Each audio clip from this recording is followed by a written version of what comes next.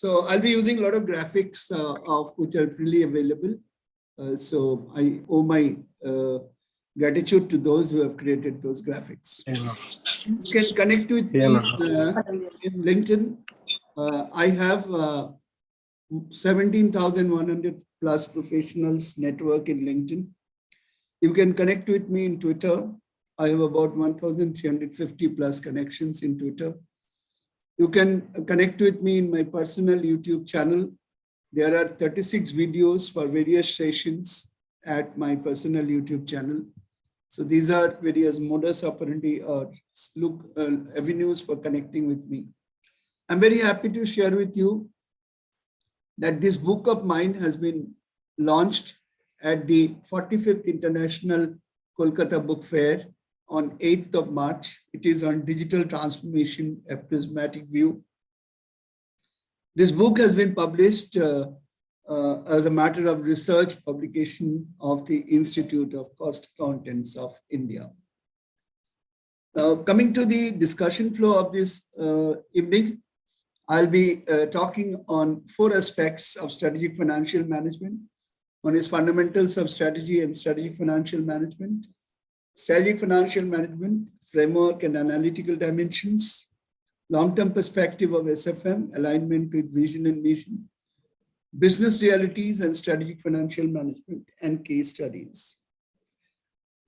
We are going through a very, very trying times. A 2-year-long pandemic has now been followed by a kind of a world war, quasi-world war.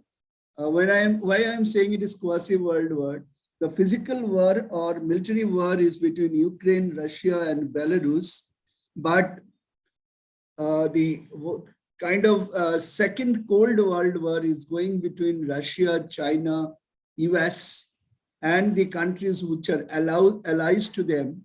And of course, organizations are countries like India are who are following non-alignment policies that are trying to diffuse the entire world. But the situation is quite grave. So you call it crisis, you call it challenge period, you call it period of trying times, whatever way it is going to continue and it is going to be there with us for some time. So strategic financial management, which will include strategic cost management, has definitely assumed a lot of importance. So let's get into the fundamentals of strategy and strategic financial management. Let's keep one mantra in our mind, which has been told by one of the greatest business philosophers of all times in the world. His name is Jim Rohn. He said, you don't get paid for the hour, you get paid for the value you bring to the hour. He said, you don't get paid for the hour. That means you don't get salary for coming to the office and spending time there for whatever work you do, but you will get paid for the value. That means you are expected to bring value to the organization. And one of the subjects which you are studying for bringing value to the organization is strategic financial management. And that helps you to bring value to the organization. Now, when you talk about any business management, any business performance management, or for that matter, anything you do in your workstation every day, essentially you do 2 things. One, you take a decision, and 2, you execute the decision. And when you take the decision, you try to take the decision in such a manner so that you can get the best result with least possible deployment of resources. And here resources means manpower, money, and physical capital. Okay. So minimum deployment of resources, maximum generation of yield, which is being indicated by these ants. They are trying to pick up an apple. And as you know, ants can carry many more times weight than their body weight. That is the beauty of the ant. And that philosophy you translate to business decision management. I'll tell you, decision management is the universal driver for valuation.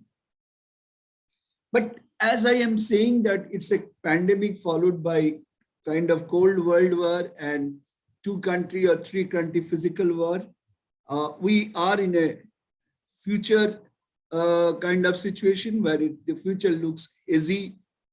Sitting here as of now, you can reasonably predict what is going to happen so far as India is concerned, because it has got a huge domestic economy and consumption, but most of the world is looking at what is going to happen. So when future looks hazy, it is time to go to the basics. That is what 34 years of my corporate experience and 9 years of my full-time teaching and 10 years of my visiting faculty teaching tells me, that fundamental knowledge of basics are very, very important. And I'm going to share with you that today. Now, a couple of things which we business managers generally do not understand. The most important thing which you don't understand is, first is decision making. What essentially is decision making? Decision making is just a task of two, not one task. Prima facie, it looks like that it's a decision making is one task, but actually decision making is a combination of two tasks. Task number one, you respond to an opportunity or a threat. At any point of time, a business manager is confronted with either an opportunity or a threat. And certain opportunities comes with kind of challenges or comes with threat. Threat here means risks. So what decision you take? One decision you take is whether you should respond to the opportunity or not, whether you should take care of the threat or you should pass it on but to the insurance company like fire. And the second decision is once you have taken the decision, out of the options, how to meet that opportunity and gain out of it, or how to respond to that threat and cause minimum loss to the organization. That is the first decision. And second decisions, that by meeting the opportunity and by mitigating the threat, what are the goals I'm going to achieve? So decision making is nothing but responding to an opportunity or a threat, taking two decisions in that process. One is, what are the goals to be achieved and what are my courses of actions for achieving those goals? So if you as a business manager understand that decision making is one task, you may be making a big mistake. Decision making is a task of two, setting the goals while responding to an opportunity or responding to a threat. And second, what are the course of actions you should take by which you will be able to achieve those goals while responding to the opportunity and the threat. So always remember the Lyndon B. Johnson's quote. He said, doing what is right is not hard, but knowing what is right is. So how to execute a decision is relatively easier as long as you know what is the right decision. So what exactly would be the right decision for right way of responding to the opportunity or the threat? That finding the right is difficult. Once you find the right way of responding to the opportunity and threat, you will be able to definitely make out what would be your courses of action. And whenever you respond to an opportunity or meet a threat, please don't bask on your glories, because you feel that you have responded to an opportunity and making good money out of your turnover or sales or ROI. But whenever there is a huge profit or extraordinary profit or more than normal profit in a business, there will be people sitting with a lot of money and pot of gold. They will come and invest in that business and reduce your margin by giving fierce competition. So erasers, you used erasers in class 6, 7, 5, even 8, 9. Even today, some of you may be using pencil and erasers. Please remember that erasers are there plenty in business field, where people are there to erase your strategy So you have to be careful to go for strategies. Now, what is a strategy? Students, are you following me? Is the discussion going in the right direction? Yes, sir. Yes, sir. Yes. Wonderful. Yes, sir. Yes, sir. Wonderful. Okay. I will personally request all of you to please put your questions on the chat box. And we have identified 2 participants who will look at the questions and keep it for me. So what is strategy?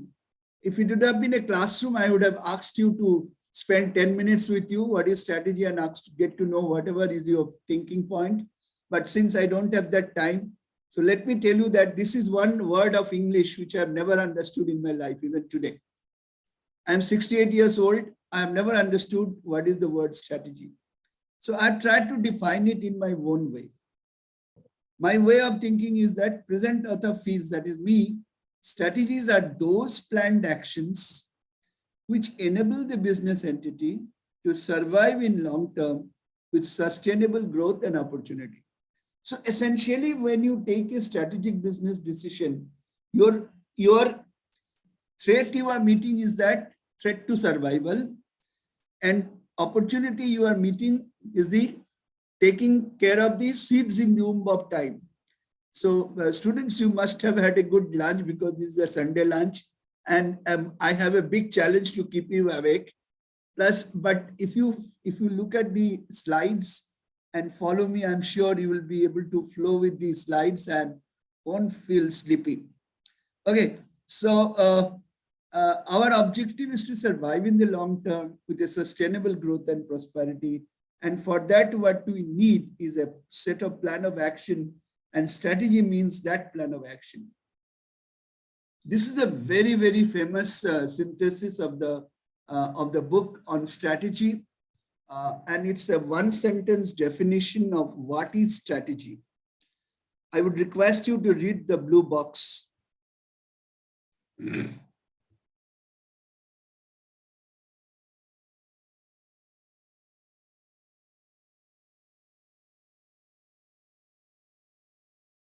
So you find there, it's a very loaded statement. It says that a strategy is an integrated set of choices. So you take a couple of decisions out of the choices available and you integrate them together for actions which positions a firm in an industry so as to generate superior financial returns over the long run. Now, superior financial returns means competitive dynamics. If in a competitive environment, you are a better performer, then only you will get superior financial return, and your financial return will continue to yield in the long run also. So when you talk about integrated set of choices, this is your internal activity. Internal activity means it's your business systems, processes, policies, computing, digital transformation, or whatever it is.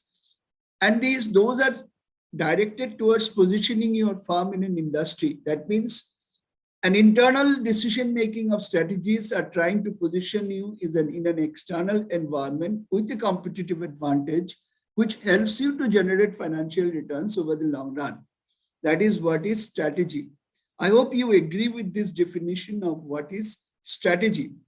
But the orthodox definition of strategy, if you completely surrender to this definition, it may not help you, because the good old theory of strategy presupposed a competitive business environment, but it never presupposed something called VUCA. VUCA means every day the business scenario and the marketplace and the socio-economic scenario, geopolitical scenario, and socio-cultural scenario, everything is changing, and a new word has come called VUCA. VUCA, all of you know, volatility, uncertainty, complexities, ambiguities. Now, the word which has been added, that is F and U, 2 letters which have been added are fear of unknown, that is the pandemic and kind of Ukraine crisis. Of course, Ukraine crisis was kind of lurking in the large, but it was not a surety. And finally, unprecedentedness. You must have heard about the Texas 200-kilometer long tornado, which has completely devastated a particular state of US. You must have heard about hundreds of miles of wildfire in Australia and Western US. So those are unprecedentedness in terms of government spending a lot of money to rehabilitate, and in terms of industries located there and the consumers located there are completely washed out or burnt out. So that is what is very important in today's environment, is that the environment, dynamism of the environment is changing so fast that the traditional modeling of strategy and strategic decision making and execution has to be today in today's environment with a PDP loop. You know what is PDP? PDP means, first P means physical, second D means digital, and third P means again physical. If some of you are working with marketing department or marketing function helping them, so what do? You sell your goods and services at the marketplace, collect huge data about customers' behavior, customers' consumption pattern, customers' payment pattern, etc., etc. Take this data to a digital environment. You analyze those with artificial intelligence, cognitive intelligence, with data analytics, machine learning, deep learning. And then based on your analysis, you draw certain inferences and new strategies. And those strategies you now take to the marketplace and implement. And this implementation again gives you certain perception, certain experience, certain results, which you again get certain second set of data. And again, from the second set of data, you do second set of digital analysis and again go to the market, and this loop continues. So in the VUCA environment, the lesson which you should carry back home from this particular slide is very simple. If this is the strategy definition acceptable to you, please do not take it that this will be a continuous affair like this, because VUCA has come. One more thing has come, which is called disruption or disruptive and disruptive models. What is disruptive models? One mobile phone has disrupted the entire torch industry, right? Today, any person need a torch uses this torch, which is of the mobile phone. Today, any person who used to use an amateur camera uses his phone. So amateur camera and mobile phone industry and torch industry has been disrupted by smartphones, so which I call disruptive disruption. Business are continuously getting disrupted. Ola, Uber, Meru, and what not are disrupting the businesses. New technological solutions are coming and new disruptions are coming. And there are disruptions that are also coming. Disruptions means business process disruption. When Meru came, we used to book a car by 12 hours before by sending a mail or sending a phone call, and used to get the car 12 hours before, 6 months after, 6 hours after, or 12 hours after. Now what you do, you just have an app on your hand, you use the app, and immediately 10 to 15 minutes or even 5 minutes, you get the car. So the Meru's business process was completely disrupted. So when you destruct a product, you call it disruption. When you disrupt a business process, you call it disruption. So one side is your competitive conditions continuously changing the marketplace, including external competition. And the other side is your VUCA and disruption and disruption. But what do? You go to the army, and from army you draw this word. The word is strategy. The dictionary meaning of strategy is the science or art of military command as applied to the overall planning and conducting of large-scale combat operations. What Russia is doing, you don't win battles by your ammunitions and soldiers. You earn any battle and war by your strategy, which is coming from the word stratagem. So in business condition, you are in a war field where you have to gain competitive advantage and defeat your competitors. That is your first thing. You have to surprise or deceive your competitors. Second thing, you don't have enough of resources or unlimited resources. So you need a strategy to defeat your competitor because your resources are not unlimited, but you have to achieve certain goals which are long-term and sustainable.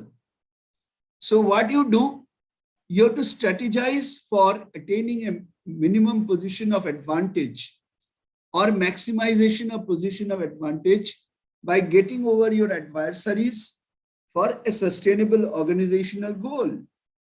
So that's your strategic financial management, because anything which cannot be measured cannot be controlled. So every damn thing you do in your business organization has to be financially measured, controlled, and monitored. So you will be then exploiting the known or emergent possibilities rather than committing to any specific fixed plan. As you know, as I was telling, that it's a very dynamic business environment, and now it is a VUCA world and followed by disruptive and disruptive condition. So in such a situation, every moment the situation is evolving, and with that evolving, you have to always keep your plan B, most probably plan C also ready. It could be plan A also. Why what is called plan X or A, which is not plan B or plan C? Plan X is that it could be possible that you have kept your plan A ready for normal business, plan B ready for any change in the normal business, plan C ready for anything different. You have to keep your plan X also ready, because suddenly a software or a startup will come and entirely make you dumb by their destructive business processes. So plan X, perhaps in a long-term perspective, 3 to 5 years perspective, your plan X should be also ready. And not only it is a time for plan A and plan B or even plan C, it is a time for plan X also in longer term perspective. Please note down your questions, put it in a chat box so that I can take those. So remember this gentleman, his name is Sun Tzu. Sun Tzu lived under the sun 2,700 years before. You can see here, he was between 544 BC, means Jesus Christ, to 496 BC. So he lived in this world 58 years altogether almost.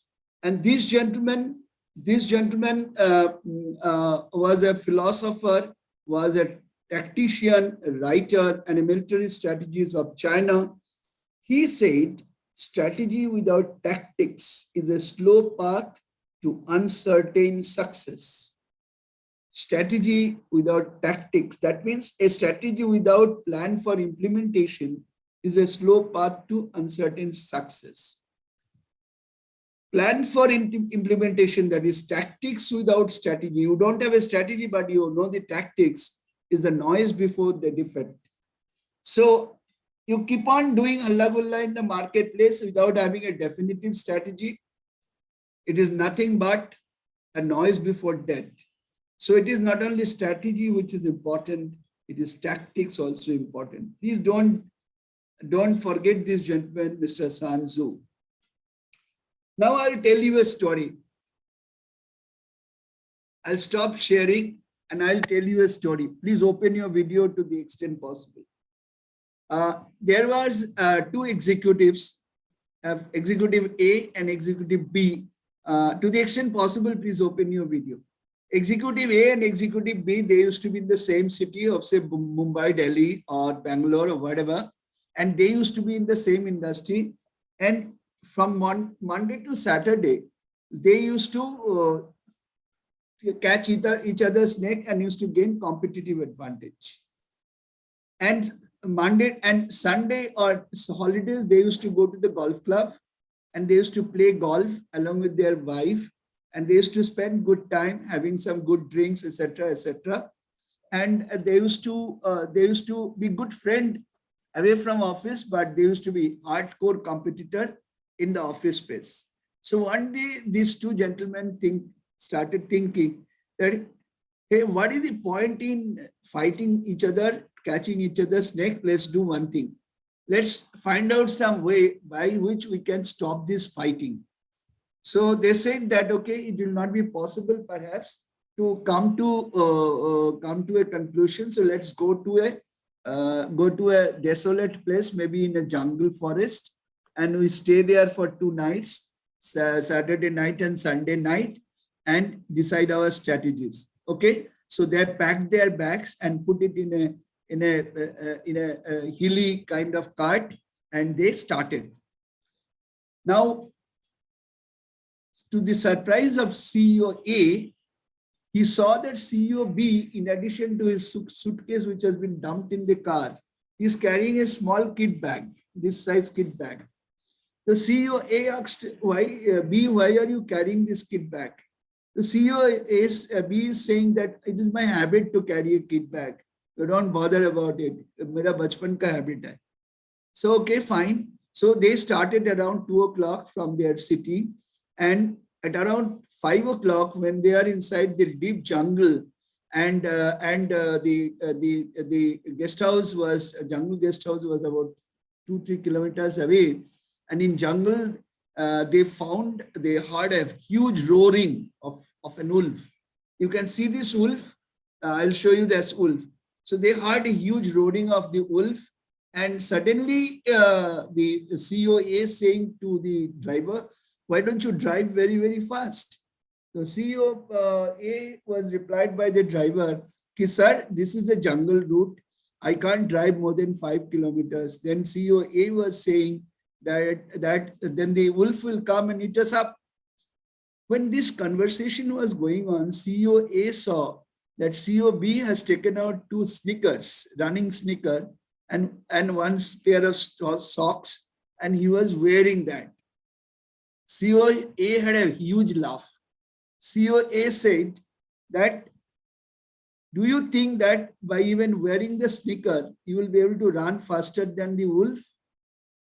CEO B said, no, my objective is not to run faster than the wolf. Can you answer me? What was his objective? You want to run fast than his competitor. Yes. His objective was to run faster than CEO A, so that the wolf can catch CEO B and take and eat him up by the time he goes back safe to the guest house.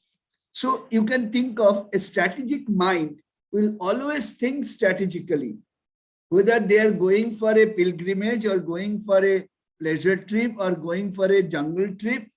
See, strategic mind will always think of a risk in front of them and always think of a strategic plan. So he will always keep his plan B ready. That is the beauty of these people. Okay. So let's go back to our presentation. Sorry.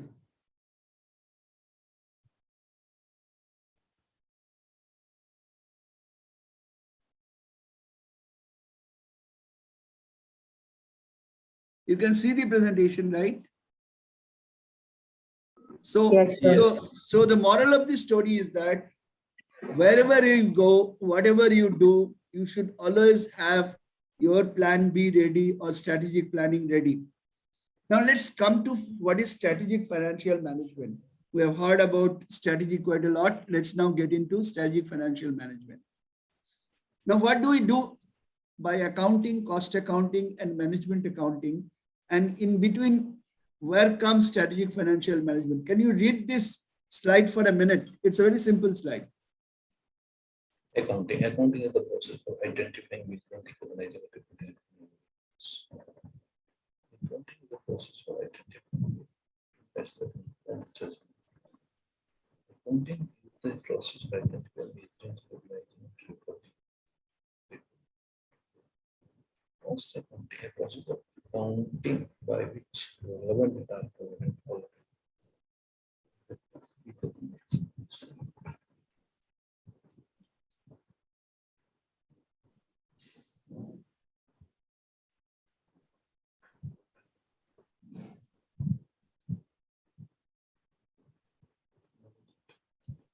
at long last, you have found out one word called competitive advantages, right? Okay. So where do you think SFM comes in? Is it in accounting? Is it in cost accounting? Is it in management accounting?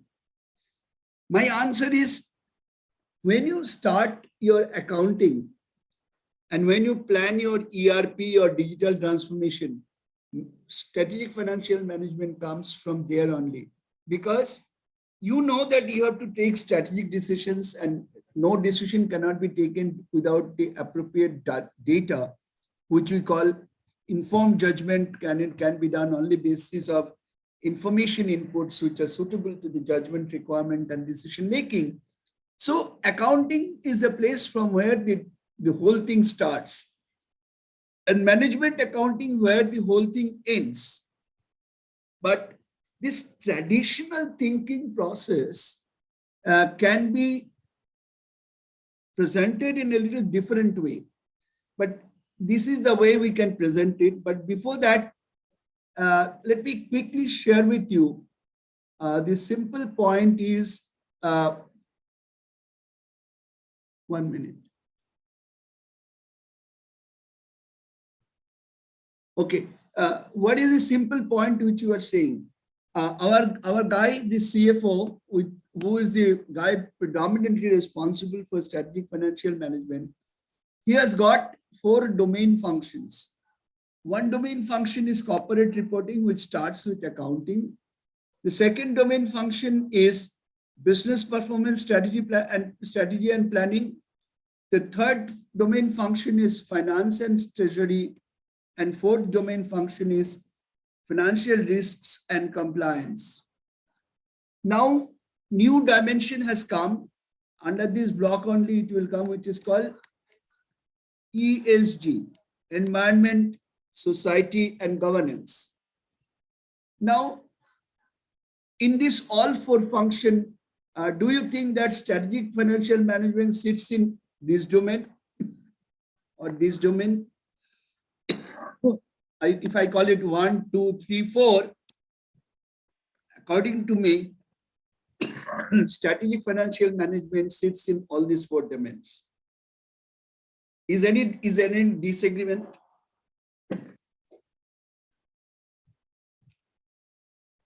Is there any disagreement by anybody?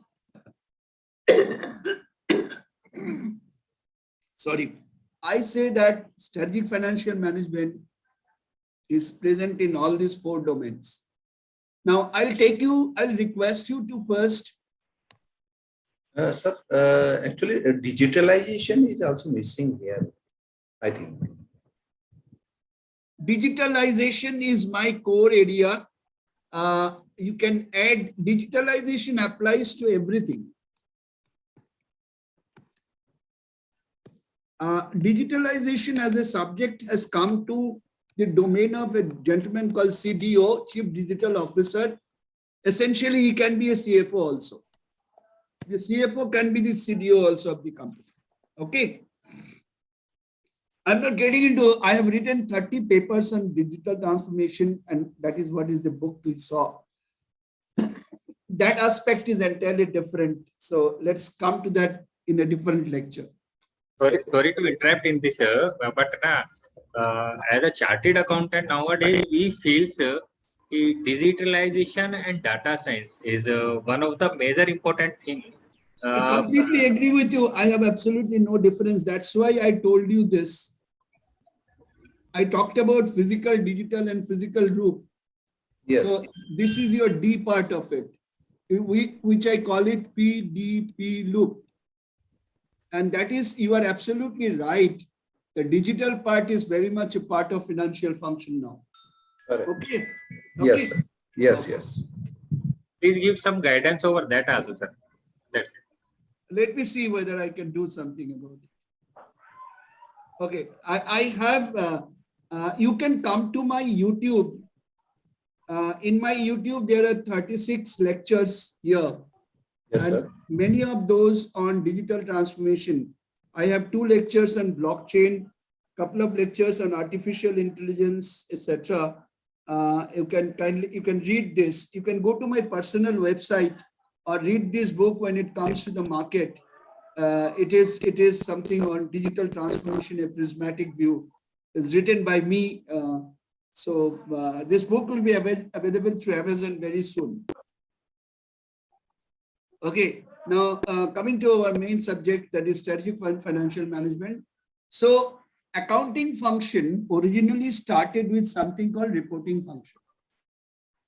Then came the controllership function. In controllership function, we talked about rolling forecast, accuracy, consistency, historical analysis, etc., etc. Then came our analyzing functions, where we talk about financial modeling, management process, improvement and collaborative planning, etc. These are our analyzing function or analytical function. Then comes the influencer function. The CFO became the chief Dharam officer or chief strategy officer in the battle of Kurukshetra. If CEO is the Arjun, Sri Krishna is the CFO. His relationship building, trust, participation, business decision making, benchmarking, forward looking, driver based planning, etc., etc. So he became an influencer. Essentially, now the role is strategic partner. Strategic partner means today not only CEO is taking the strategic decision along with his own CXOs, but CFO is an essential part of the strategy management process for creation of value and growth, assertive strategic investment, challenging thinking and processes, trusted partner for connecting strategy with execution, and scenario planning. That is what I was calling you plan A, plan B, plan C, and plan X also nowadays.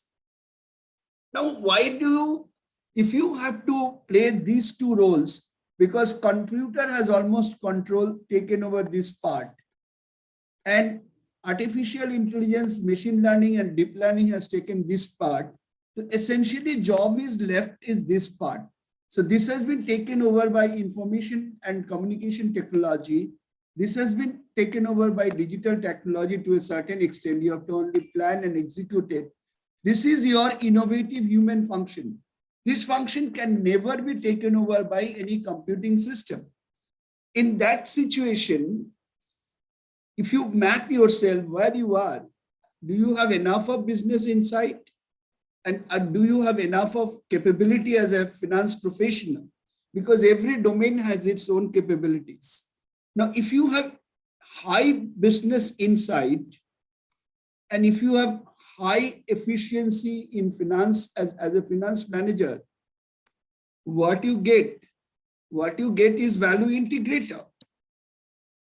If you are an excellent financial efficiency, but you have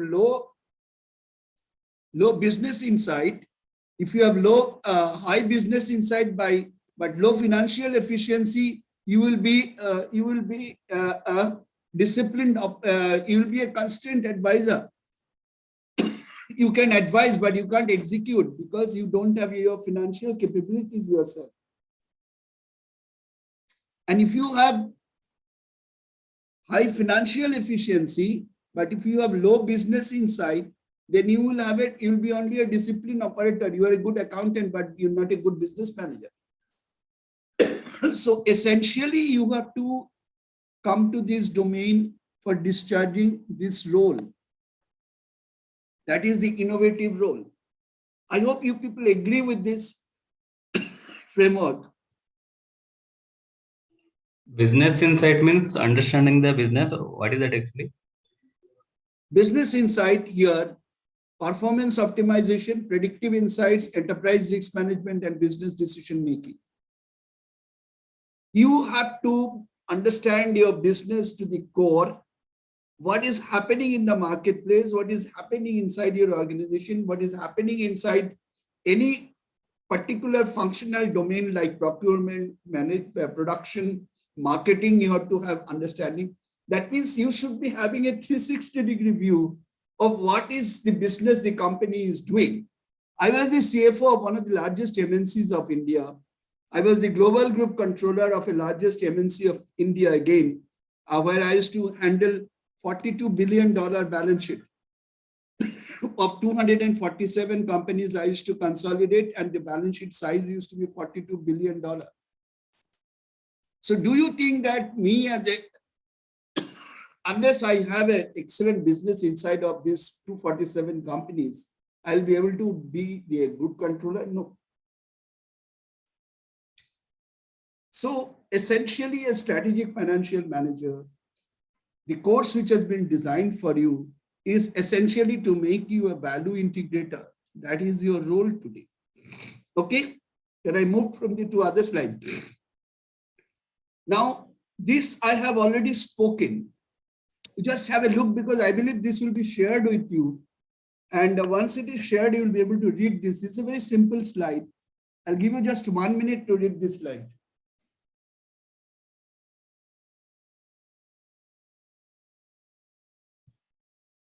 What I've talked about so far has been captured in this.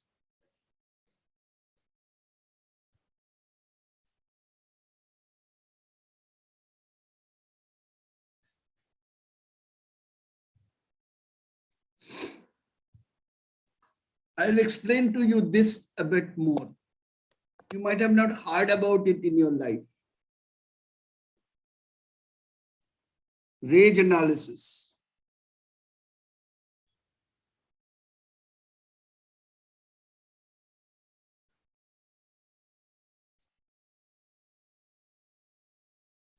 So you have to have both cash and you have to earn profit. If you earn good profit, but your cash flow from business operations divided by sales is low, then your organization is an anemic organization, because the lifeline of your organization, the lifeline of body is blood, and lifeline of your any organization is cash.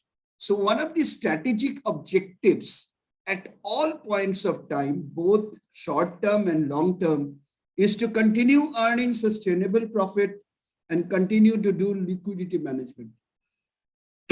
Now, what is RAGE? R stands for required. A stands for available. G stands for gap. And E stands for essential. So, as a finance guy, many of you could be CFO or deputy CFO or one of the captains in CFO's one functional area. You will always suffer that the company, having taken a lot of strategic decisions, do not have sufficient financial resource to support strategic business decisions.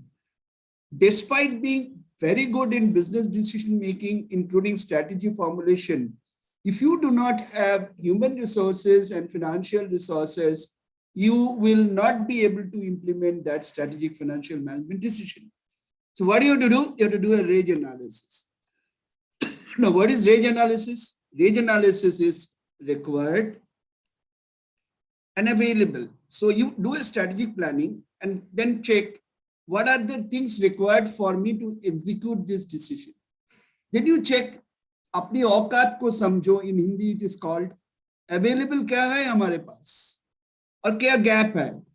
Having understood the gap, you will definitely come to a conclusion that everything I cannot do anytime. So you have to do prioritization, and having prioritized it, you will be doing an essential things.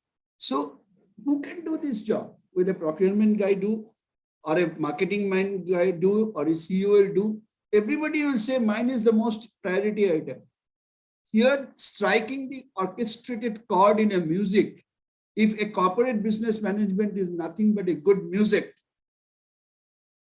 then that musician or the director of music would, the director of rhythm would be the CFO himself. And that is, CFO is the Chief Strategic Financial Management and Business Management of the organization. I hope this slide is clear to you. I'm moving to the next. If you have any query, you can put it in the chat box. Now look at this, read it from the bottom. Nothing to be explained. Start reading from the bottom and go to the up. This is my own theory. You will not get in any book or any published literature.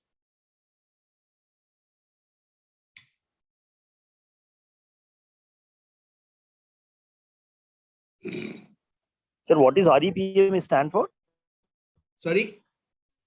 Risk Assessed Performance Management, that is RAPM. What is REPM stand for?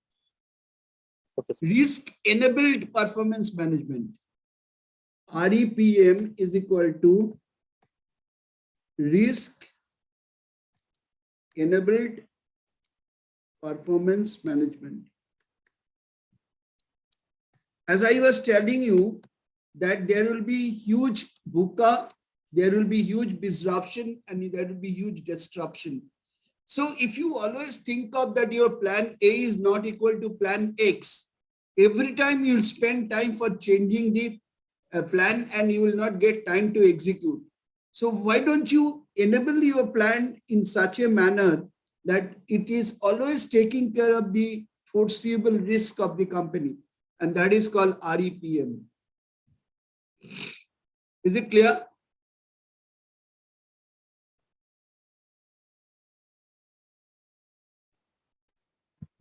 yes, sir. Okay. So can you see the flow upward? You start with management planning and control, and you become a transnational organization. Like take the case of Baizu. Baizu started as a startup, and just about 6 years time, his valuation is now $22 billion before he goes for IPO. How could he do this? He perhaps did this route. This is what is Baiju's story. And now Baizu is going abroad. His business area is not only India, but also abroad. So you have to think. And as you know, our brain has got a left brain and our brain has got a right brain. Now, right brain deals with emotion, social emotion, and left brain deals with logic structure. Okay. Now, when you, as a strategic financial management or a CFO, how do you use your left brain and right brain? So, right brain will talk about agile manifesto, and left brain will talk about agile practice. Agile practice will be kind of actions and frameworks. That is your policies, processes, SOPs, your SOX 404 or section 134, 143, 178 of the Companies Act, IFC for OFC, etc., etc. Because at the end of the day, you have to always live at the right side of law. So these are the logic structure, actions, and frameworks. On the right-hand side, that is in your social emotion, you'll talk about values, ethics, and principles. And unless these values, ethics, and principles are there, one of the important factors which has been introduced nowadays is your ESG. Your ESG score will be less. So essentially, originally people thought that strategic financial management is essentially a left brain function. But understandably, it is not so. Because of ethics have come in a big way and principles have come in a big way. Okay. Now, I have coined a new word called Stragility. This is a combination of 3 words.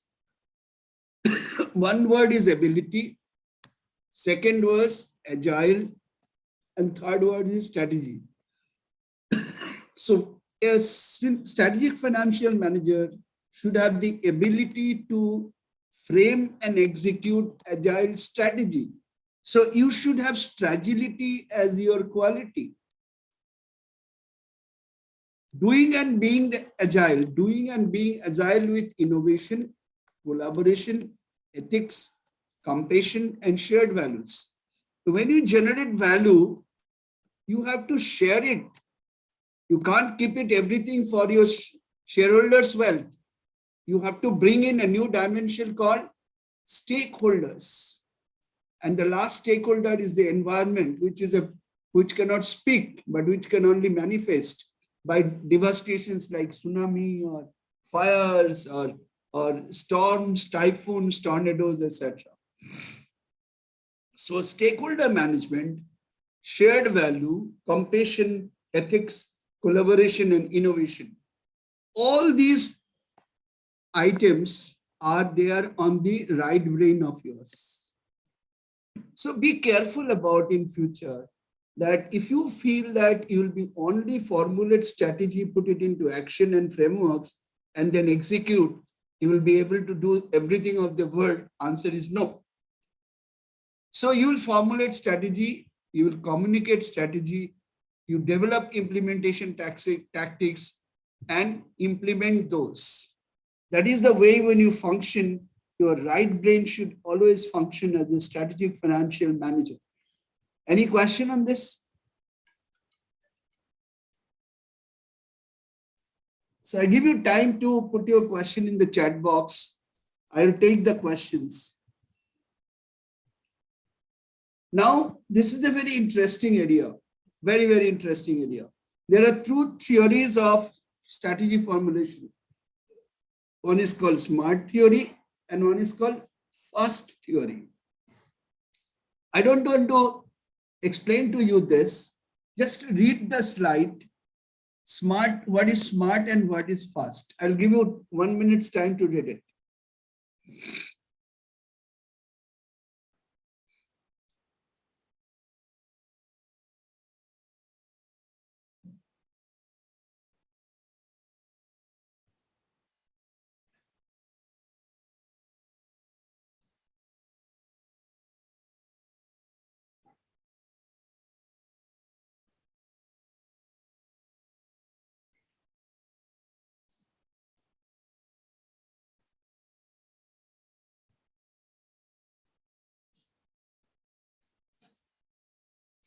Look at the SMART one.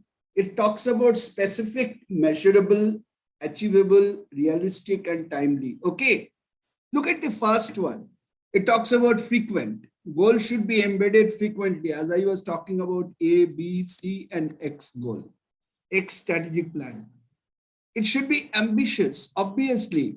Unless you set your target little above your level of comfort, you will never be able to raise your bar like Sergei Bubka. Okay. Now you should be specific. No goal should be in any ambiguous term. And finally, transparent. T for the original item was timely, right? And T for the new way of thinking strategic financial management is transparent. Yes, please, Mr. Jain. Now, I personally feel that neither SMART nor FAST is, because you have to be timely also, you have to be transparent also. You have to be ambitious also, but too much of ambition is bad because you have to look at the achievability also. Anything which is not measurable cannot be controlled. That also is important, but frequency is also important. Unless you have specific terms, specific definition of what you want to achieve and how do you want to achieve, you will not be able to achieve it. So intermingling of these two is very, very important. And for that you need Stragility. And for that you need Stragility, which is again is very, very important. Okay. Stragility will help you to achieve what you want to do in an innovative way.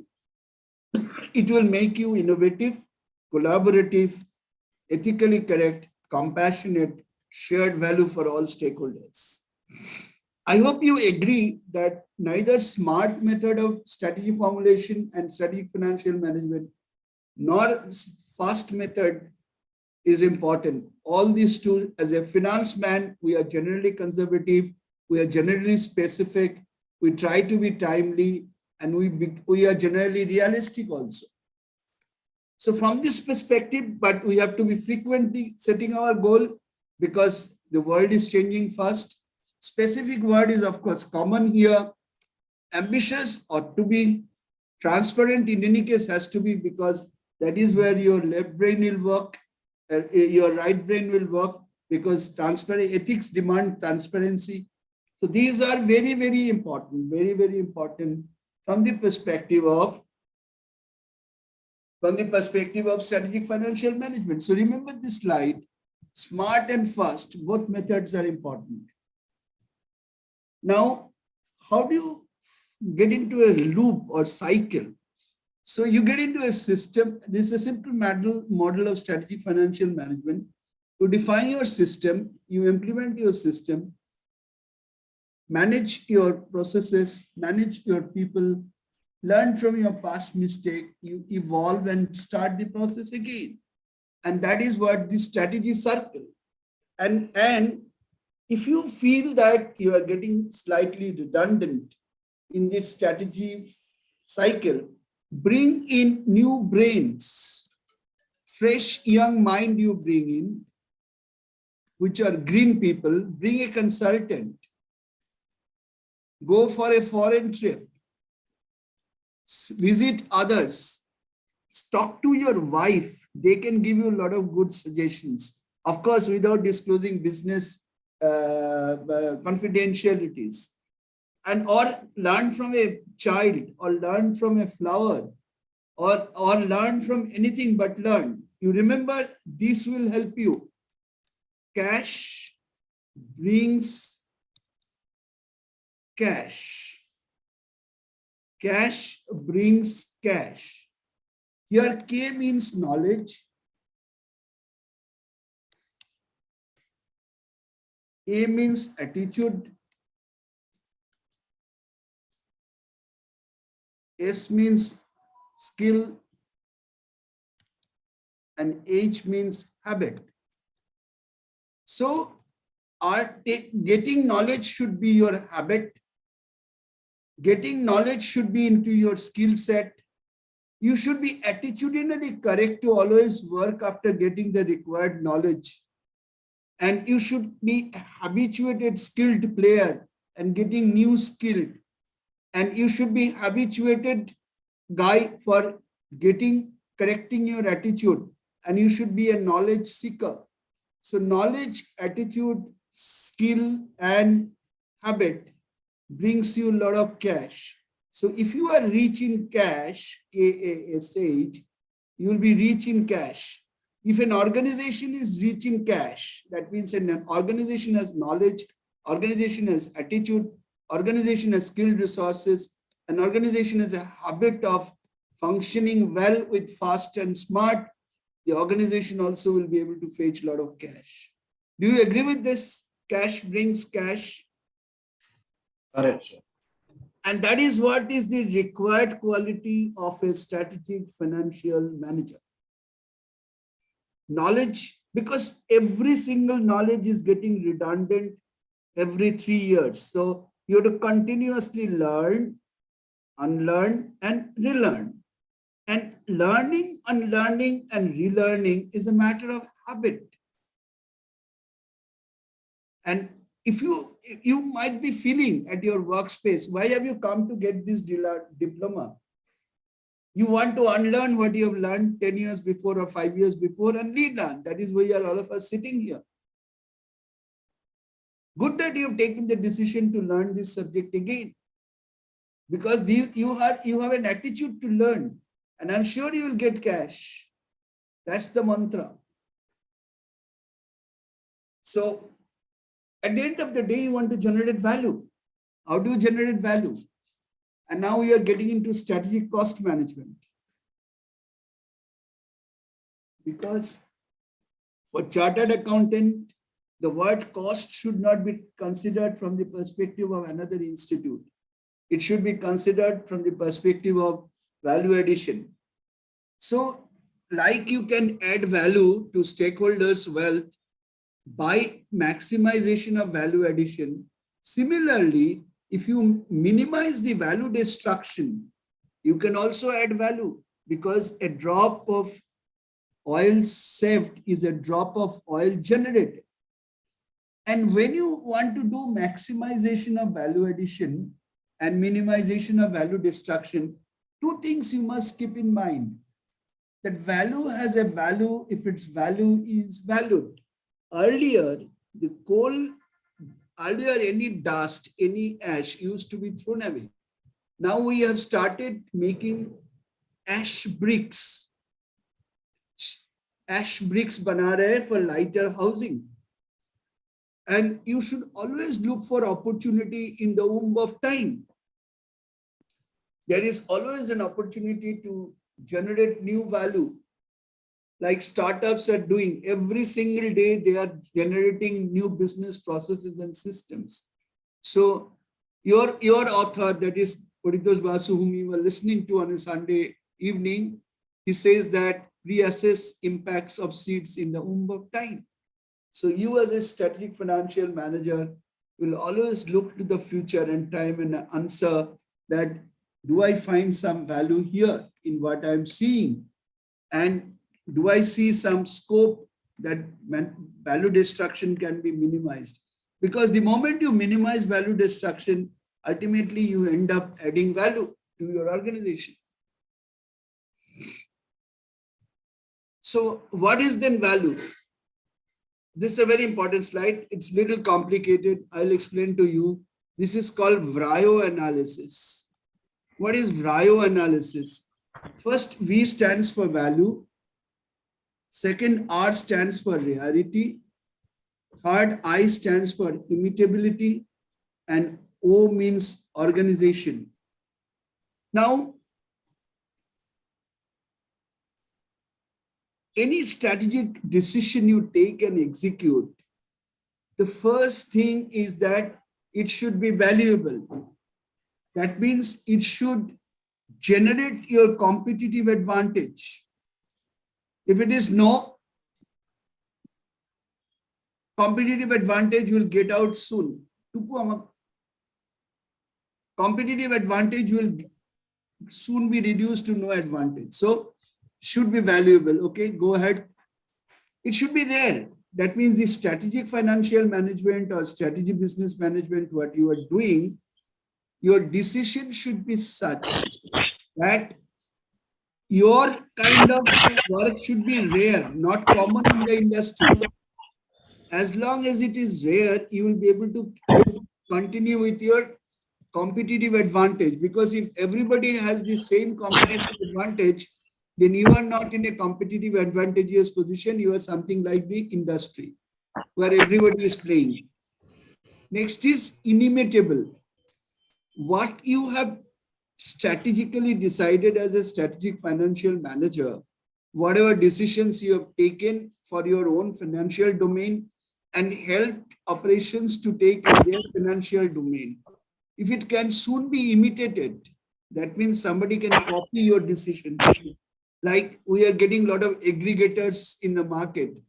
Now, everybody, aggregation is a business like Zomato, Licious, then your bigbasket.com. These are all aggregators. And now everybody has started imitating you. So whatever strategy you do, it should be inimitable. That means nobody should be able to copy it. As long as you are staying with your advantage, nobody is copying you, you are better. But the moment others have started copying you, you are no longer rare and inimitable. So you become a standard player. And next is unorganization. That means your organization should be such that you should be always able to sustain with your competitive advantage. So your SFM decision should be such that you should help your CEO in such a manner. Like somebody was saying, data analytics. Data analytics are always helping you to go for new data. Go for new data, new meaning out of data, new opening new horizon, new vistas, new thinking, new facts, digging out new possibilities and probabilities. These are what is something called VRIO. So to sum up, whatever strategic financial decision you take should be valuable, should not be at present available with somebody else so that you can continue with your blue ocean. It should be inimitable. That means somebody should be should not be imitating it. If the moment it is imitated, you lose the advantage. And finally, your organizational ability should be to take maximum advantage of it. So please do a VRIO analysis of the strategy decision which you take so that it is ultimately leading you to long-term sustainable goal and advantage. Now, strategic cost management. Why do you do strategic cost management? People say cost cutting or people say cost reduction. I never say cost cutting. I never say cost reduction. If you read this paragraph, just read this paragraph a little carefully, then follow it by reading this, and then in a minute I'll come back to you. I'm with you. You can ask any question, but read this, you will understand it better.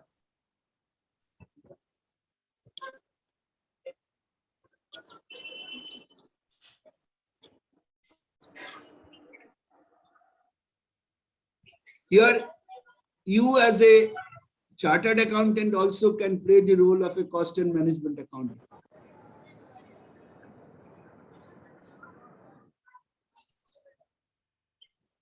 First, you understand what are the drivers of cost of your business.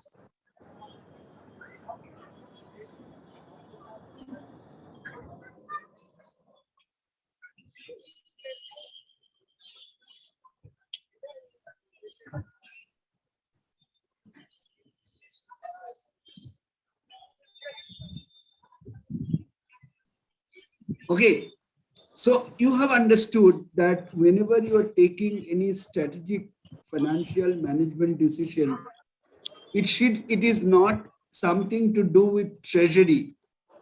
It is something to do with making your hands dirty in terms of spending time with the production guy, materials guy, and the logistics guy, because you have to improve your scale, improve your geography. You should reduce dependency on external factors. You should identify the key activities which drive your value. You should perceive value at everything on an end-to-end basis, which is called value chain analysis. You should understand the technological intervention research like robotic process automation, bots, or robots or humanoids. You have to work on it. And finally, every single day is a day of complexity or to reduce complexity. Now, if somebody will say, ki, na dada, ye sab nahi chalbe na, ye sab bhalo na, you have to really do strategic cost management, or you have to really do cost reduction. Now, if somebody says, no, so those are all theories, you have to essentially learn what is strategic cost management or cost reduction. Let's do that. So first question of doing that is, have we reacted with a knee-jerk mode? Profit is reducing, so ye kaat do, wo kaat do, ye nikal do, wo aadmi ko nikal do, ye sab karte raho. Is it the idea of strategic cost management? Answer is no. The first idea of strategic cost management is, just give me 1 minute. First idea of strategic cost management is this, that whether have we reacted with a knee-jerk mode? Have we identified strategic drivers of cost, which I am talking about? Scale, geography, dependency, these are all drivers of cost. Next is analyze to incur. Have we analyzed to incur cost, which is nice, essential, and must? Now, I give a very interesting example, don't mind. What is nice and what is essential and what is must? Suppose you have an office washroom, an excellent washroom. In that, what is must, what is nice, and what is essential? Nice is to have a paper napkin. Essential to have is soap. And must is water. So if you feel that if you don't give a paper napkin in your washroom, chal jayega. Sabun nahi dega bhi, for the time being chalega, but pani to chahiye hi chahiye. Apply this NEM theory in your organization. Nice to have, essential to have, and must have. Have we done that analysis? Have we planned OCM process? What is OCM process? Operational cost management. That means, is this cost essential for my operations? Anything which doesn't enhance value or help my operation, operational cost management means anything which doesn't add value through my operation is not an operational cost management for me. At times we incur cost which doesn't add any value to our operation. Don't have it. Have we checked and scalability of plans? At times we say that we have reached 98% of our capacity. We don't have any other thing. We have to increase the capacity or to do capital expenditure. But have you done any line balancing? Have you understood which is the weakest machine in our system? And if one machine or two machine we replace, then our productivity can further improve. Or can we go for a 4-hour shift every alternate day, extra, whatever. Next question is, have we assessed organizational realities and capabilities? Many organizations have got unused capabilities. Have we talked to our workmen, our people, and say, please give us your suggestion. What is the reality you are facing and how you can remove the fair reality? We, the qualified managers, feels that we are the best thinkers, we are the best planners. But the guys who are spending out of 8 hours, 7.5 hours in plant operations or in procurement operations or in marketing operations, instead of like us sitting in ivory towers and doing paper planning, let's go to those people and ask, what is it? And finally, the most important, an organization thrives on people. An organization succeeds on people. So if you do not share the success value or the value you earned with success by incentivization of people, nothing will get achieved. So intensivization of people is very important. So if we summarize, what is strategic cost management is nothing but finding the correct answer to 1, 2, 3, 4, 5, 6, 7 questions. First question is, have we reacted with a knee-jerk mode? Have we identified strategic drivers of cost? Have we analyzed the nice to have, essential to have, and must have items? Have we planned our operational cost management bit by bit? Have we checked scalability of our plans? Have we assessed organizational realities? Have we identified and incentivized people who have implemented and who have innovated? If this cycle is approached without a structured manner, with a very logical way, here your both left brain and right brain both should apply.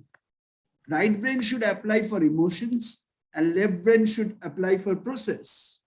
Your emotional connect to the organization, your emotional attachment to the organization, your emotional attachment to your people and your machines. I have seen plant managers crying when a machine breaks down, because he used to say that I used to be a supervisor of this particular machine, and today the machine is broken down and I have seen people crying. That's called emotional attachment to an object which is not a human object. Do you agree with me? Any comment from anybody on this slide?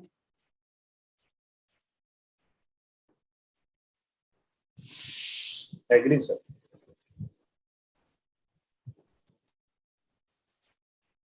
I hope I'm going in the right direction. You are enjoying? Yeah, sir, definitely. Huh? Thank you, sir. I hope I'm not wasting your time by No, it is really wonderful lecture, sir. I do not believe in bookish type of discussion. Because I'm myself a business manager, so, and now a professor, of course. Yeah, we are executors, sir. I know, I have executed for 34 long years in industry. Okay, so let's move.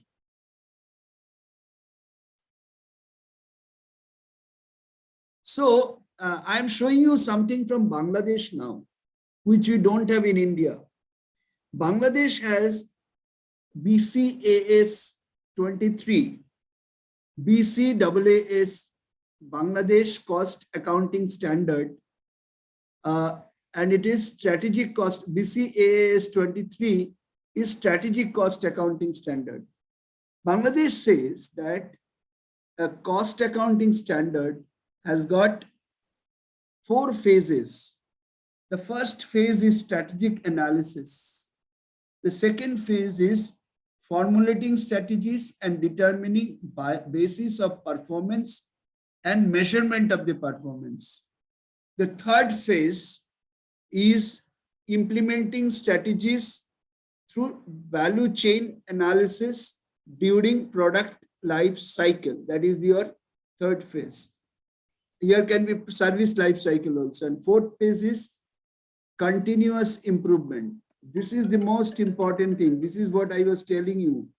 This is no longer continuous improvement because of VUCA, but it is also plan X to be kept ready.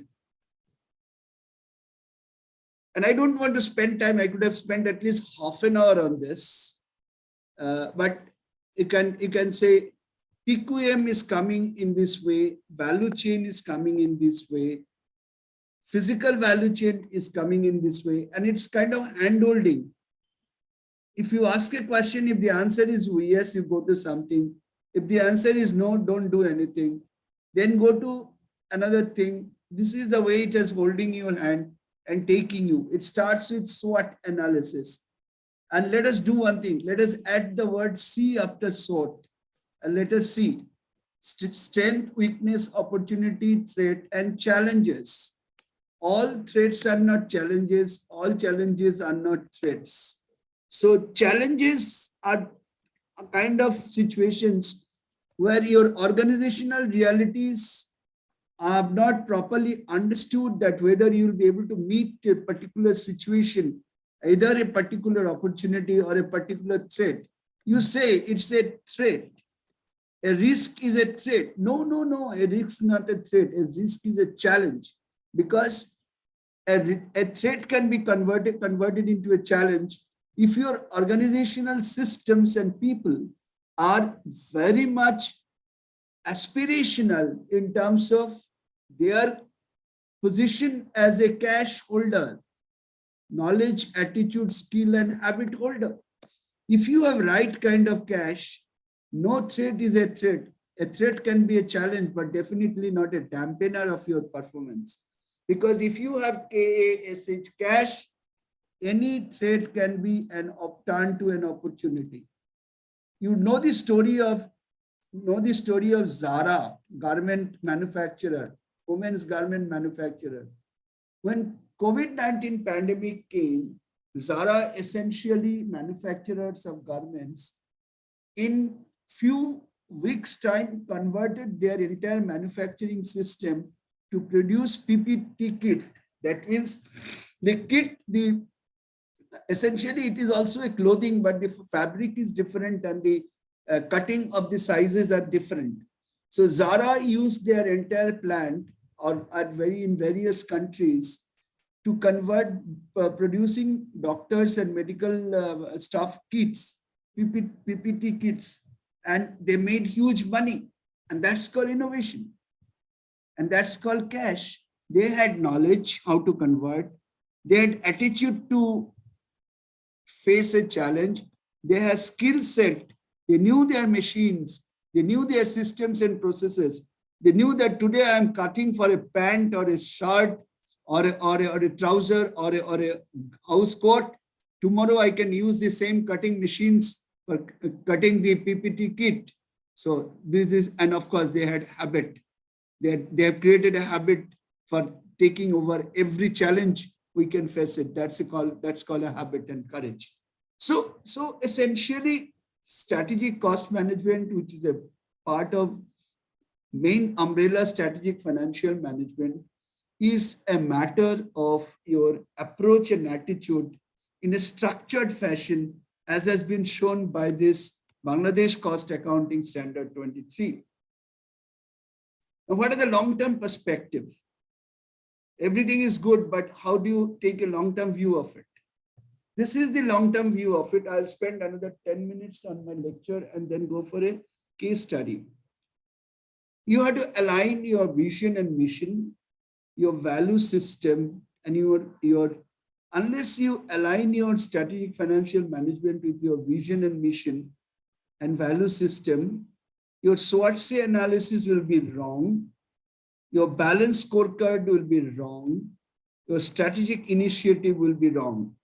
There will come conflict between your top management, which is your board of directors, or the owner promoters. They will come in conflict with the CXOs.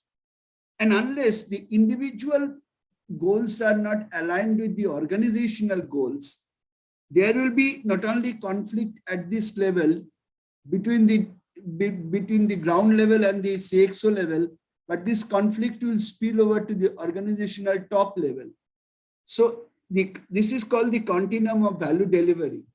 So you should be aligning yourself with the entire vision and mission.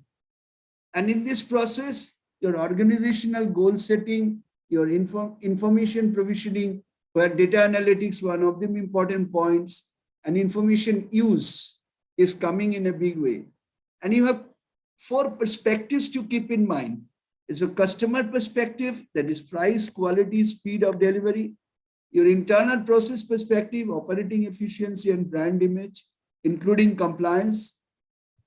Financial perspective, profit, profitability and liquidity, and learning growth perspective, that is prosperity with sustainability. And now added is ESG. So your balance scorecard for strategic financial management or CFO's department should not be anything different. You can say, I am not facing customers, so why should I talk about customer? But your credit policy is definitely influencing your customers. Your trade payable policy and processes is definitely influencing your vendors. That way, anything and everything you do at the corporate finance level is definitely influencing your entire business internally and externally. So this is very, very important. So finally, you do 5 steps: align, be practical, monitor and measure, establish cleaner communication, and provide constructive and continuous feedback.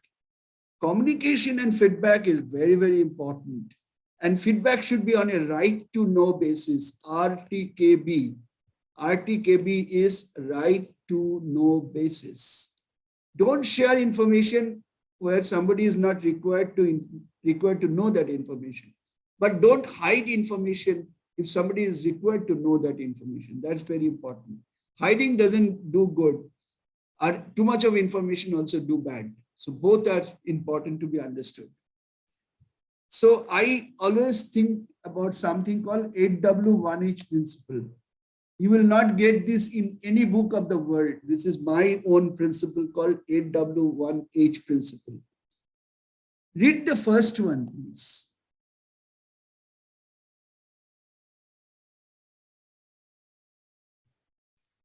Let me read it for you. What products and/or services at what cost, for what purposes, at what time.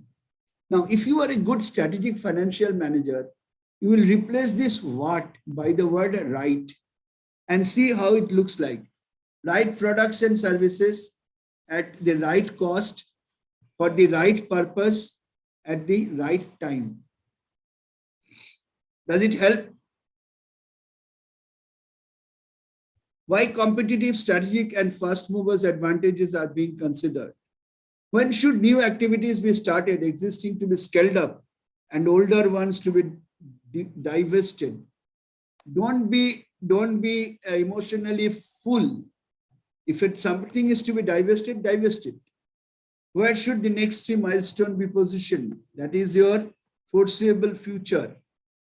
Don't leave today, prepare for tomorrow also. Who should be the business partners and stakeholders? Which are the primary goals aligned with the vision and mission of 4P bottom line? Whom should the monitoring and controlling responsibilities be assigned with? Whether policies and SOPs are updated and digitally transformed. I have recently written about digital lipstick. Digital transformation should not be to decorate your organization. हम लोग भी digital करता है. It should not. It is called digital lipstick. but digital transformation should be a way of life. And finally, how do we enhance, build on our strength and ensure? अपने औकात को समझो, पहले रिसोर्स कमिट करने के पहले अपनी जितनी रिसोर्स है उसके ऊपर काम करो. And this is what is a case study. I'll tell you a story now. Sir, one question. Yeah. In this case, where means 3 milestone. Can you please explain once again this one? The milestone is where, like when a student goes for an interview, first thing he is asked, what position you are looking for? Second question is asked, where do you want to see yourself 5 years down the line? And the third question you are asked, where do you want to see yourself 10 years down the line? Same thing here. Where do you want to see your organization 3 years down the line, 5 years down the line, and 10 years down the line? Okay. Current or 5 the line? Current, foreseeable future, and vision. Okay. Okay. Now, I will stop my lecturing because after that, these are, you can read through. I'll give you 2 stories and after that I'll stop and go to the case studies. One story is this. Here is a boy who Sir, we have few questions also, so maybe 10 minutes at the end we have to keep for question answer session. Surely. We have questions on the chat box. I'm consciously aware of, Okay. It is 16:33 now. Hmm. I'll stop my talking at about 16:40, 42. Okay, thanks. Yeah. I'll tell you 2 stories and I'll stop. And I'm sure that these are being shared with you. These are simple. You can read and understand. Case studies, of course, I'm not going to discuss because time is too short. I'll tell you these 2 stories and each story is also a case study. This boy was in Nainital with his parents on a December 25th, and he lost his cap. He is very nicely cladded with his jackets, etc., but he doesn't have a cap. So they were going through the Nainital pathway, and his father was walking through the eastern side of the road. And this boy was continuously naggingly requesting his father that, Dad, I want to go to the right western side of the road. It was morning about 9:30, and they asked somebody that where is the cap shops available, leather cap. Then somebody said that it is about another 5 minutes, 10 minutes walk. You walk down, you will get the shops. But the boy who were walking through the right side of the road, he wanted to go to the eastern side, western side of the road. They were walking through the eastern side of the road. My question is, why this boy was looking for going to the western side of the road? Anybody can answer anything? Why this boy was nagging for going to the western side of the road from eastern side of the road? Any answer? Maybe because it's sunny on the eastern side. Maybe because he must have very seen sunny. the shop. He must have seen the shop where the cap is available. no. That boy lost his cap in the western side of the road. No, he lost his cap in the hotel. Okay. The sun, sir. The sun. Sir, it may be 2 reasons. One, because he is wearing western clothes, so he wants to go to the west. Second, the wind must be blowing towards the west, so he would be thinking that my cap would be in the west. No, madam. The answer is very simple. Answer is, when you walk through the western side or eastern side of the road at around morning 9:30, the sunlights get blocked by the buildings. And this boy, although he was cladded in body, he was not cladded in his head. So he wanted to enjoy the warmth of the sun, the heat of the sun he wanted to enjoy and feel more warm and cozy because he didn't have his cap on head. So eastern side of the road was blocking the sun rays and western side of the road was enjoying the sun rays. What is the moral of the story? Anybody?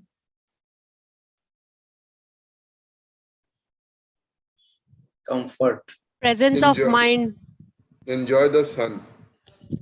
Behave like a strategic financial manager. Give the answer like a strategic financial manager. The answer is to achieve a better performance, to give your organization risk-free environment. You need not always spend money. You can make best use of the environment, make best use of the resources available with you only by deploying your brain. Here in this case, the parents could not understand that on the eastern side there is a shadow, and the western side there is sun, and this boy wants to be more warm by the sun rays. That's the simple reason. And that was the mind of a finance man, because जितने पैसा है उतने में अपना काम चलाओ. पैसा क्या है? सनरेज है इधर, सनरेज उधर नहीं है. सनरेज खरीदने के लिए तो पैसा नहीं चाहिए ना. That's the beauty of this story. Correct. Okay. Now I'll give you another story. Here is a story of an engineer who was that engineer who has now become old. Now this particular ship, it was about 100 nautical miles away from the shore and the port where it was supposed to be 100 nautical miles where it was supposed to be berthed. 3 days, the ship is stuck on the mid-sea, 100 nautical miles away from the ship, from the shore and the port. So the captain was very upset. 3 दिन से diesel जल रहा है,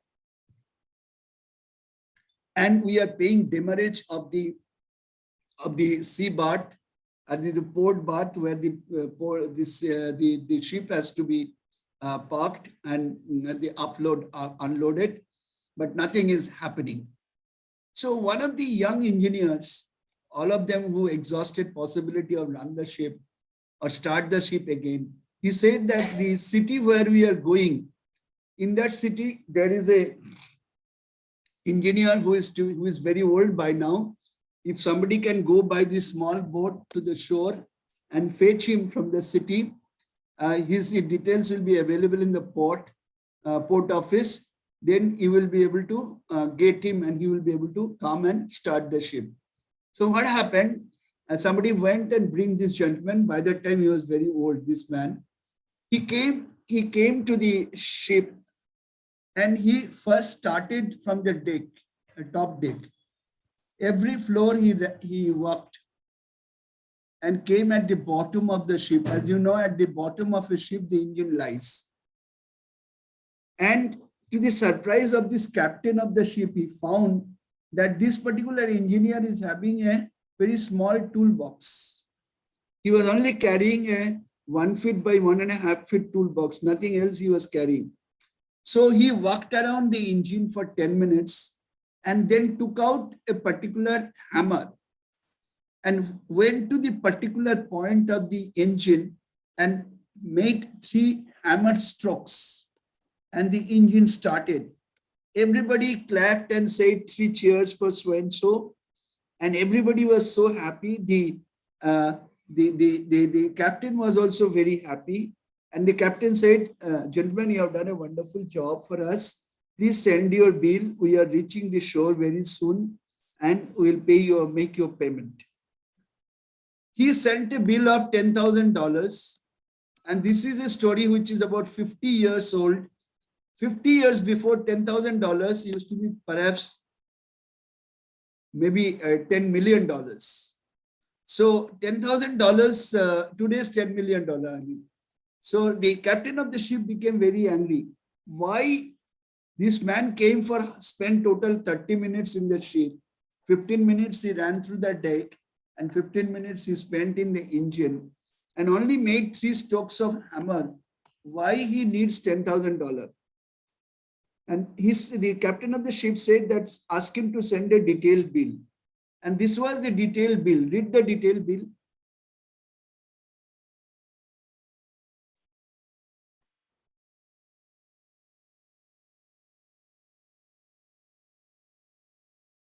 Have you understood the detail, Bill? Yes. Correct, sir. Yes, Sir, in your first slide, it was doing what is right is not hard, but knowing what is right is hard. So he knew what to do, what is right. So maybe Very So good. that's happy why. that I'm so happy that you could correlate my first slide with the last Mm, slide. mm. Sir, that And is that on is my the WhatsApp right now. That's why I remember. I wrote that and code. essentially this is the job of a strategic financial manager. Okay. So there are a couple of more slides which you can, and there is a case study here. There are other 3 case studies. The case studies are this case study, though it is one slide, I have spent 2 hours in a classroom on this case study, 2 long hours in this small case study. Given a chance, Gyanji, give me if one more chance, I'll discuss with you these case studies. This case study has been published by us in an European case house, and it is being taught all throughout the world. Price of this case study is now around $7. It is being sold from Europe. It's a 8-page case study, management case study, though it has been explained here in one page. And this is the answer for that case study. And finally, there is when Tata Motors acquired Jaguar Land Rover, it was a huge case of strategic financial management. I wrote a paper on this case study, and that is what one can do. The case studies we could not discuss much, and couple of slides which are most self-explanatory. You can study those because these are all self-explanatory. Blue ocean, red ocean, I don't want to teach because this is already self-explanatory. I've already explained to it. So I'll stop sharing and come back to questions and answer. So may I request all of you to open your videos to the extent possible, and somebody can throw the questions to me. are you coming up? First of all, Yes. tell me whether you enjoyed the 1 hour, about 1 hour, 35 minutes, which I spent with you. Yes, sir. Loved it, sir. Loved it. Did it make sense? Very much. Yeah. Okay. Absolutely, Okay. sir. Now questions. Definitely, sir. Questions. Yes, sir. 2 minutes. I'm just going to the top of. Okay. So first question is, how are we using strategic management in core reporting? From Shilpa. Financial reporting, you mean to say? Yeah, it should be financial reporting. Shilpa, I hope it's financial reporting. Maybe a corporate reporting. Internal reporting, right? See, let me tell you one thing. China, there is a famous paper, famous research paper, even before IFRS came, when China was in its growth path, accounting and corporate reporting was considered to be one of the most strategically important function of Chinese organizations. And in India, why do you think that we have converged to Ind AS? That is also a strategic decision by the Indian regulators, because India has got a lot of specificities, some of which are not taken care of by Ind AS. Again, Ind AS has given certain options which India doesn't need. So I'm talking about IFRS. IFRS given certain options which India doesn't need. So India converged to IFRS instead of adopting IFRS like some other countries of the world. Definitely, internal financial reporting and external financial reporting is extremely important, because financial reporting is nothing but drawing inference from the data which you generate. Now, traditionally, financial reporting, we means balance sheet, profit and loss account, and this cash flow statement and notes to accounts there too. Answer is no. Even your quarterly financial reporting is also very important. Even earnings call, which listed companies do after every quarter's result publication, is also financial reporting. And I teach earnings call both in NMIMS, and I am a visiting faculty of IIM Kozhikode. They are also earnings call is very, very strategically important reporting system of any organization. Because by earnings call, you give the market a viewpoint of what happened in the past and it's what is going to happen in foreseeable future. So earnings call doesn't have any standard. Rather, earnings call used to be a different standard. Previously, when I used to be a CFO, after declaring my result, I used to get 70, 80 questions bombarded within few hours to my mailbox. Now, at that point of time, when I was a CFO, there was no regulation for brokerage houses. Now, the brokerage houses has come under certain SEBI regulations. So that is also a reporting. I hope all of you know what is earnings call reporting. So, an internal reporting, in any case, no need to super emphasize and overemphasize that. So, definitely it is strategically important. Okay. Sir, second question is, do you mean SFM and CFO one and the same? No. In India, originally, CFO was a man who used to get money for the organization. And there used to be a position called accountant or controller. Now, CFO has become a strategic partner. He is a CDO, Chief Dharam Officer, CSO, Chief Strategic Officer, CESG, Chief ESG Officer, as a chief coordinator amongst all functions. And also, finally, he is the man jo sabka maan, if Mitesh is in procurement department and Prince Abraham is in marketing department and Rajendra Dinkar is in production, all three are not seeing their faces each other. He plays the role of a matchmaker.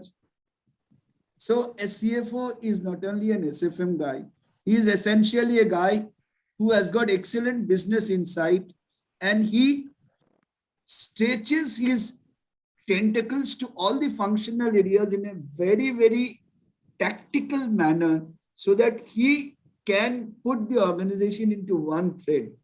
You have seen Rosary. I'm sure Prince Abraham will be knowing what is Rosary. Rosary is nothing but 16 bits, right? And these are put under one thread.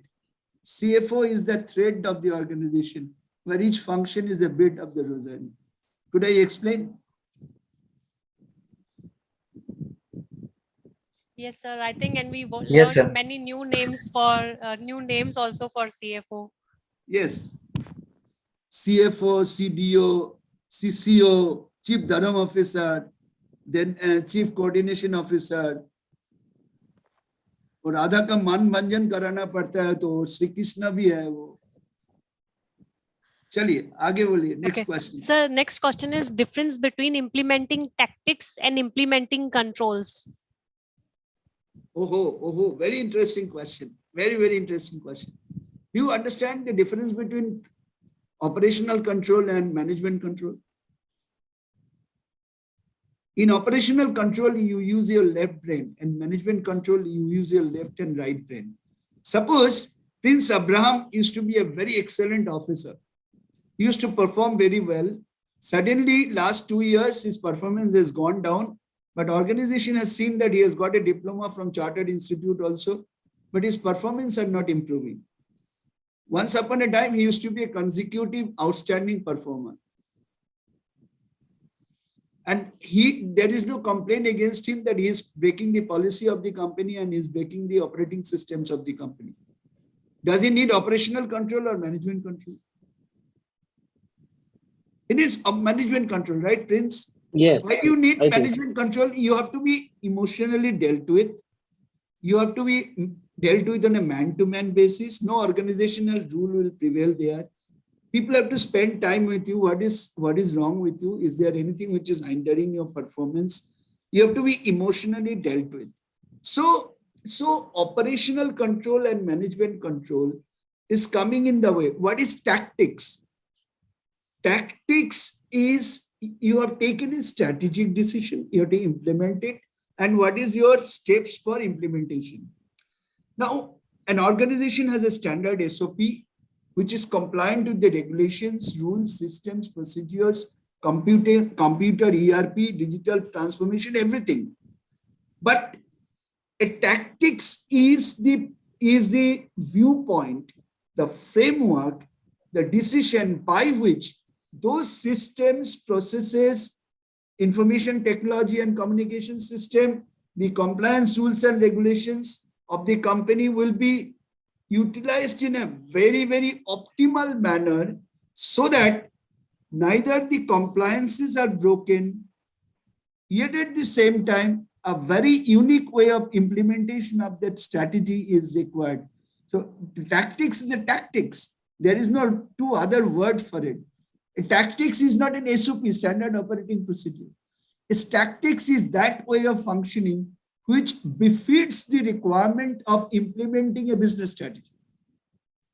Tactics is that way of functioning which befits the strategic requirement of implementation of a strategy in a very unique manner, yet at the same time, remaining with the right side of the systems, procedures, policies, and regulations internally and externally.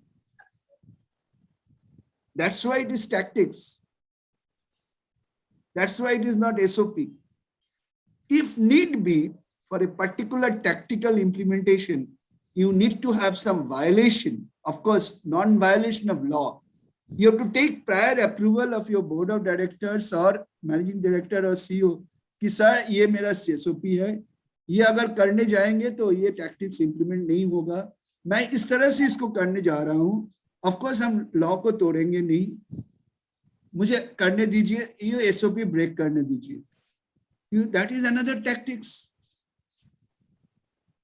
Suppose आपको किसी procurement action के लिए 3 approval चाहिए, आपको immediately approval चाहिए, immediately procurement action implement करना है, नहीं तो material is in short supply, material मिलेगा नहीं, production बंद हो जाएगा.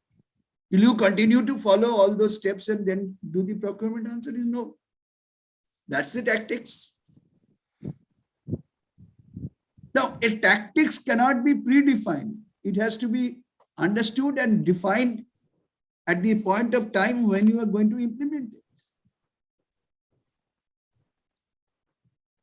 Could I answer the question?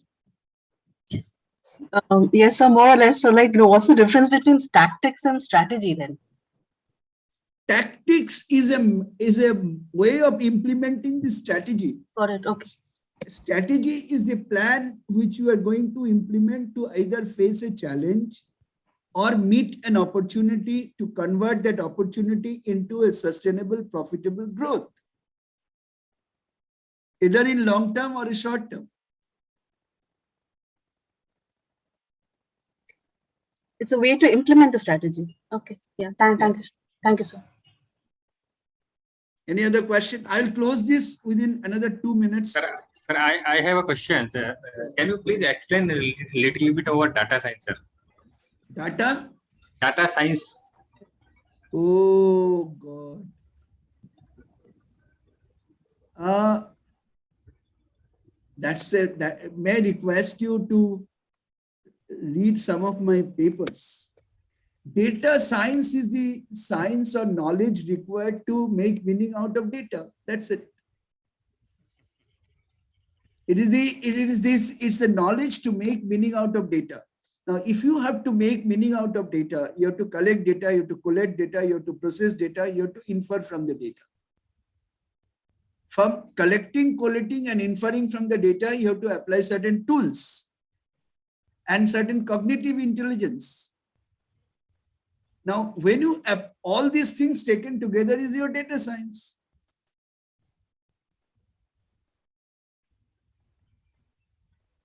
Knowledge for handling data and making meaning out of data is data science. Now, handling data needs your tools.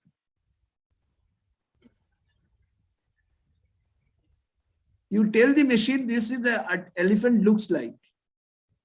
Okay. And then after showing him 1,000 elephants, you bring another physical elephant and say, detect this animal. Certainly, it will not say that it is a lion. It will say it's an elephant. But if you bring the Ganpati's picture in front, the machine will be confused. Part of it is like a human face and part of it is like an elephant face. Then you have to relearn, make the machine to relearn. Understood, Vinit? How it can be helpful to make a strategy or for CFO or Tremendously helpful. I gave you the example of PDP loop, right? sorry, sir, say again. I gave you the example of PDP loop. Right, sir. Physical, digital, physical loop. And then bring it to your digital analytic tools and then infer from it and go to the marketplace and implement that strategy. CA Gyan, could you please fix up a 2-hour session for me like this on digital transformation? Then all these questions can be answered. And it would be very helpful, yeah, if you can do, please. Okay, I'll do that. We will see. We will see. Okay. If there is Sir, no other if question, not there, so are there any separate lectures from you for data analysis plus business strategic management? If any, please, if you can share that with Mr. Gyan, and if he can share with us, that would be great. I'm May I sure few of request us one would thing? be like to attend your lectures. Oh God. May I request you one thing? You go to my personal YouTube channel and subscribe it. Many of my lectures are there. Okay. You will be able to see those lectures. But I hope you could enjoy my session. And this is my YouTube personal YouTube channel. I hope I could do justice to your time on a Sunday afternoon. Yes, sir. Mr. Gyan, can I go ahead to give vote of thanks to sir? Or if everyone is okay, I can do that on behalf of all the participants. Yes, Before vote of thanks, I would like to say one thing. Yeah. Sir, it would be best if you can come over online for interactive session for data science and digitalization. That will be Yes, only definitely question we and will go answer. through the YouTubes and all, we will go through, sir. That will be only question and answer. CA Gyan, please write a note to institute, all of you. I will come and spend time with you. Sure, sir. Yeah, Sure. Okay, so sir, when we started this lecture, the first few slides was, the strategic management is important, and then I was wondering whether we will get to know how we can, actually implement this, and whether because few of the lectures that we have attended never included how, what, why, and everything was included, but how very few lectures included. But this lecture, honestly, actually I had few guests at home, so I missed a little. I will go through the recording, but then when I hear this, actually I can see you have included how we can do this, which is really very important. Most of us are attending this lecture because we want to implement strategic finance, business finance in our corporate life, and I think this is the start of this is the first lecture where I can feel actually I can implement this in my actual practical work life. So thank you so much. I've already, I've started following you on LinkedIn. I could see 17,155 followers, which is really huge. And I have also subscribed on your YouTube channel. So before the start of the session, I did not knew I'm talking, or I would be attending lecture to such a great personality. But thank you so much for being there, sir. And we will be connected with you, and I'm sure many of us will come and bother you many times for many questions. Sure. See again, if you can introduce a session only for question and answer. Okay. Thank you so much. And I'm so happy that I could Thank you, sir. Thank you so justice much. to the time you have given. Thank you very much, sir. Thank you. Thank you, Pleasure. Bye. Have a lovely weekend, whatever is left of it. Bye.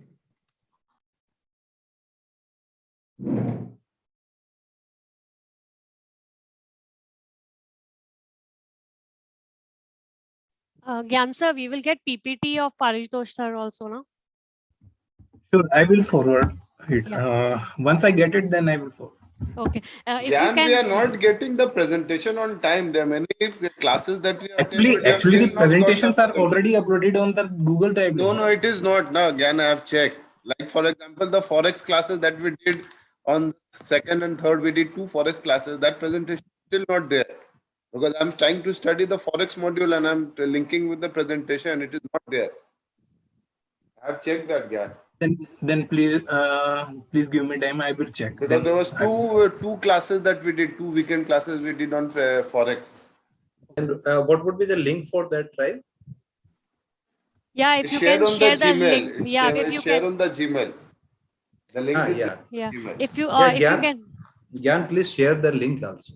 okay. I will drop the link in the chat box. Gyan sir, if okay, but if you can help us to send every on Gmail also, that will remain with us for every time. That would be of great help if you can send the email for the link. I That's a will. request. Okay, I will forward the link. I will send a separate mail. Then you can Okay. pin the mail, Okay. so that Yes, sir. that will Yeah. remain in your remain Yeah, top Yes. of Yes. Yes, your sir. thing. That would yeah, be we good. can pin. Yeah. So we will go Thanks. for 5-minute break. Then we will continue. Yeah. Yeah.